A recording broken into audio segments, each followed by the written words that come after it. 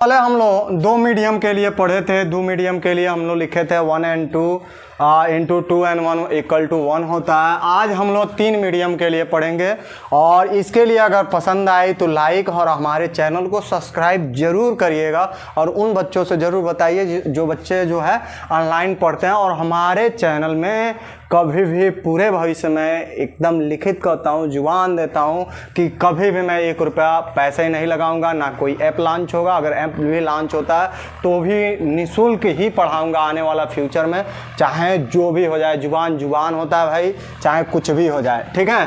तो उन बच्चों से भी बताइए जो निःशुल्क पढ़ना चाहते हैं, जिनके पास पैसे नहीं है या पैसे भी हैं तो लोग सोशल मीडिया के तौर तरीके अपनाकर और बच्चों को धूर्त बनाकर, क्योंकि बच्चे अनजान है। अगर हाई स्कूल में आ रहा है तो पहली बार आ रहा है, इंटर में जा रहा है तो पहली बार जा रहा है। गार्जियन क्या समझ रहे हैं, क्योंकि गार्जियन तो अपने कामों में बिजी है, उनको तो ये लग रहा है कि हाँ बच्चे ऑनलाइन पढ़ रहे हैं। तो उनके लिए स्पेशल तौर पे मैं कह रहा हूँ कि उन बच्चों के लिए एक भी पैसा नहीं लगने वाला है पूरे फ्यूचर।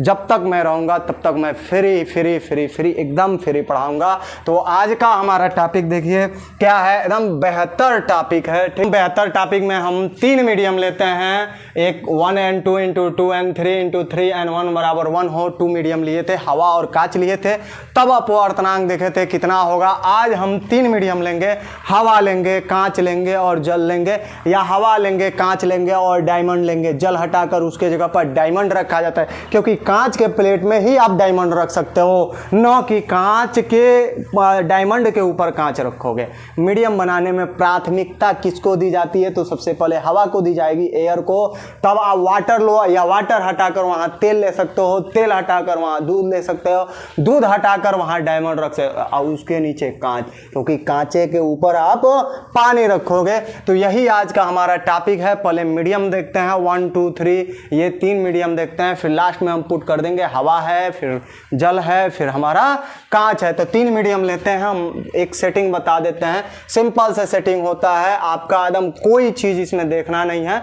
यह सेटिंग में यही है कि सबसे पहले हवा, फिर जल या तेल या डायमंड लेना है। 3 गो में से विकल्प में कोई एक लेना है, फिर उसके बाद से आपको कांच लेना है। तो 3 मीडियम लेते हैं हम लोग। जैसे यहाँ से हम एक फिगर प्लॉट कर रहे हैं, ऐसे मतलब फिगर बना रहे हैं, ठीक है।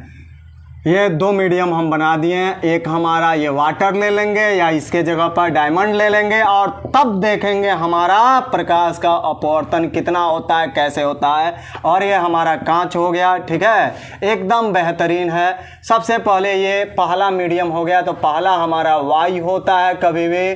दूसरा माध्यम जो होता है वह कभी भी जल होगा, या जल के जगह पे आप तेल ले सकते हैं, तेल के जगह पे आप डायमंड ले सकते हैं। तीनों में से कोई भी ले सकते हैं। और आपका ये थर्ड जो मीडियम है, ये आपका जो हो जाएगा ग्लास, मतलब कांच। ग्लास का मतलब ये नहीं हुआ पानी पीने वाला ग्लास, क्योंकि देहात में हम लोग ग्लास बोलते हैं, ठीक है, पानी पीने वाले बर्तन को, ठीक है। तो ये 3 मीडियम ले लिया और फर्स्ट मीडियम हमारा फिर हो जाएगा वायु है। ये हमारा ये हो जाता है, क्योंकि कांच के नीचे भी हमारा क्या होगा, तो वायु होगा। ये हमारा 3 मीडियम हो गया। अब देखिए हम क्या करेंगे प्रकाश किरणों को हम सबसे पहले लाएंगे, ऐसे लाएं, देखिए आया तो यहाँ अपवर्तन का रूल लागू होगा। यहाँ हम क्या करेंगे, आपतन बिंदु पर अभिलंब खींचेंगे और ये अभिलंब की ओर झुक जाएगा ऐसे। तो यहाँ जो एंगल बनेगा वह आई बनेगा, यहाँ जो बनेगा आर बनेगा। फिर यहाँ अपवर्तन होगा ही, सोली है ऐसे अपवर्तन होगा, तो फिर यहाँ अविलंब की ओर झुकेगा ऐसे। तो यहाँ आर बना है, तो आई के जगह पे हम क्या लिखेंगे, आर ए लिखेंगे। मगर अपवर्तन तो आर होता है, तो यहाँ पे भी आर, तो यहाँ हम आर डैश लिखेंगे, ठीक है। और देखिए फिर यहाँ अपवर्तन का रूल लागू होगा, सघन से विरल जाएगा तो फिर ऐसे हो जाएगा। ये प्रकाश किरणें ऐसे ही जाएंगी, पक्का है, ठीक है। यहाँ पे आर डैश है तो यहाँ भी आर डैश, मगर यहाँ पे फिर फर्स्ट मीडियम आ गया तो यहाँ आपका आपतन कोण आई हो जाएगा। ये हो गया। अब नाम रखिए ओ ए बी सी और डी। इन मीडियमों से ये बाहर निकल गई, ठीक है। अब देखिए क्या करना है आपको, कुछ नहीं, बस स्नेल का नियम लागू करिए। तो लिखेंगे स्नेल के नियम से, स्नेल के नियम से देखेंगे तो पहले से दूसरे में जा रहा है। पहले से किस में जा रहा है प्रकाश, दूसरे में। तो लिखेंगे स्नेल के नियम से पहले माध्यम के क्या चीज? तो सापेक्ष, पहले माध्यम के सापेक्ष दूसरे माध्यम का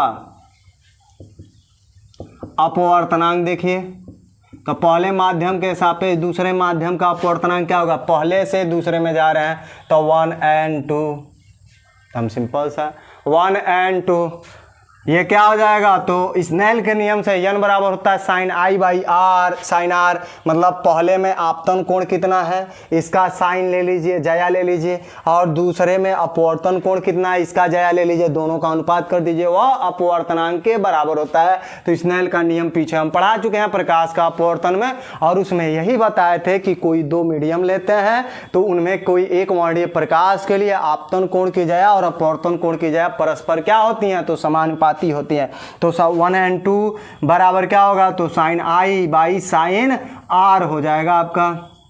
ये इक्वेशन नंबर फर्स्ट हो गया।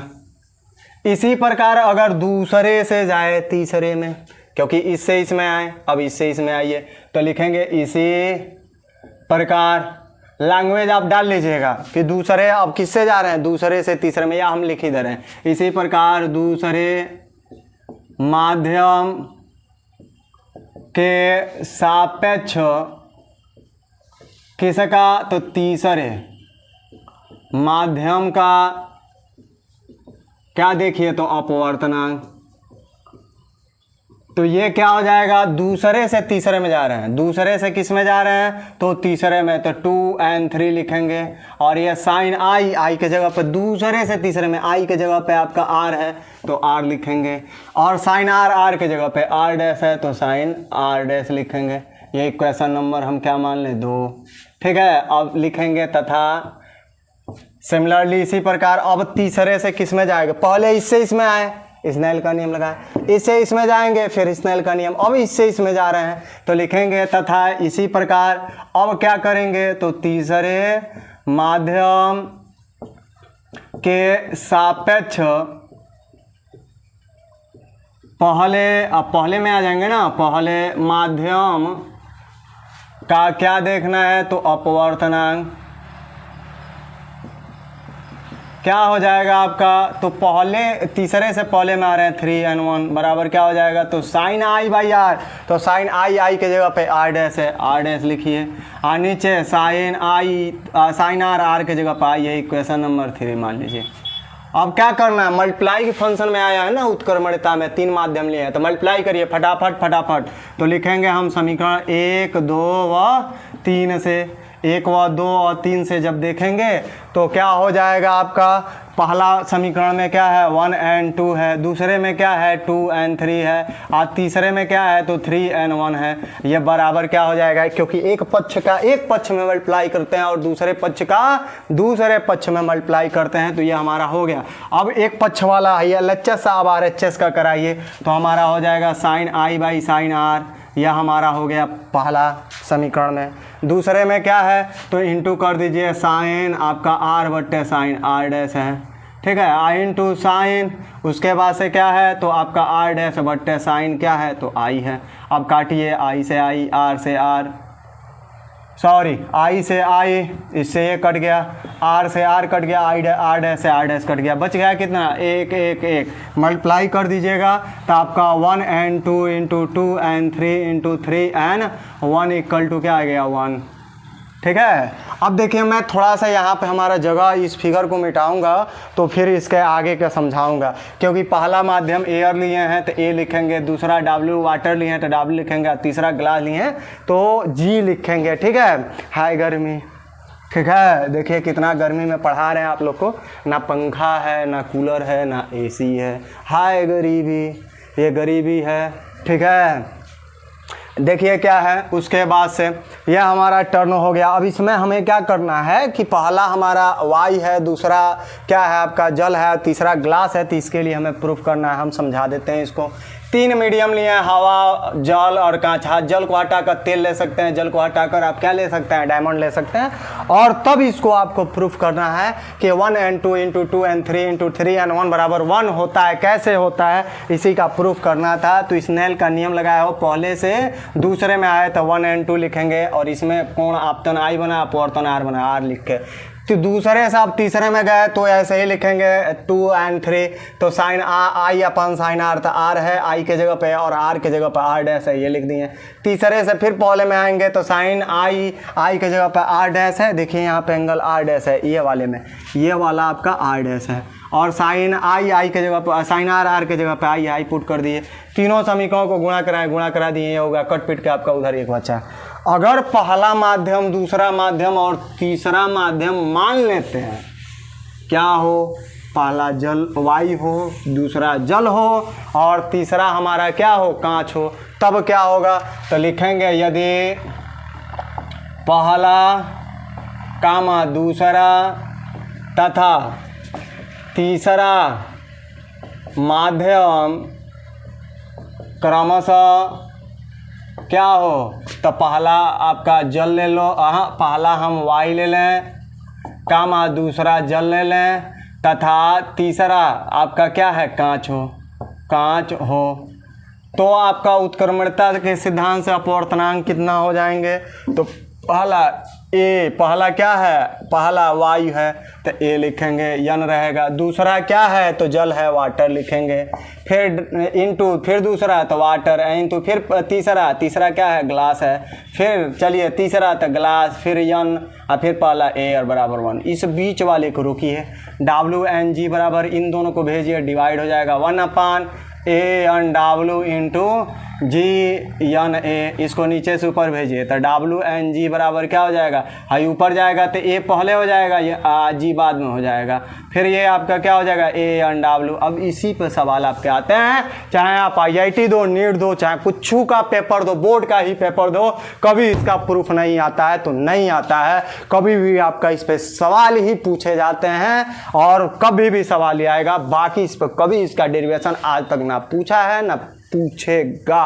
इसका प्रूफ से फार्मूला बस याद रखिएगा, 1 and 2, 2 and 3, 3 and 1 बराबर 1 होता है, और पहला दूसरा तीसरा, कभी भी तीसरा कांच होगा, पहला हवा होगा। बीच में जो पुट करते हैं, या तो आप जल लीजिए, जल लीजिए, तेल लीजिए या डायमंड लीजिए, इन्हीं तीनों का नाम रखता है, बाकी उसमें पुट कर दीजिए, सॉल्व कर दीजिए, इसमें आ जाएगा। ये जल के सापेक्ष कांच का अपवर्तनांक है, वायु के सापेक्ष कांच है, वायु के सापेक्ष जल का अपवर्तनांक है, बस दिया रहेगा, रखिए, सॉल्व करिए, आंसर आ जाता। बहुत लाजवाब टर्म था, जो अगले टर्न पर इस पर हम इसका न्यूमेरिकल पढ़ाएंगे, जो देखते हैं next turn, next topic, next video, ठीक है।